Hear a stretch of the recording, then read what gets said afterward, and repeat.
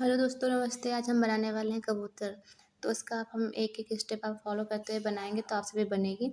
अगर आपसे बिल्कुल भी नहीं बनती तो भी आपसे बनने लगेगी। देखिए बहुत ही ईज़ी है।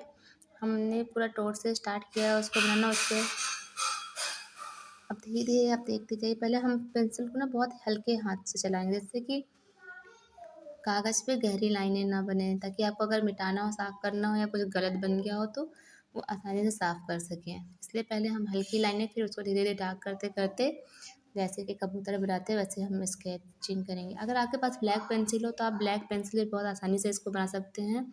मेरे पास ब्लैक पेंसिल फ़िलहाल नहीं थी तो मैंने इसको इसी नॉर्मल पेंसिल से ही बनाया है। अगर ब्लैक पेंसिल होती तो और अच्छा होता।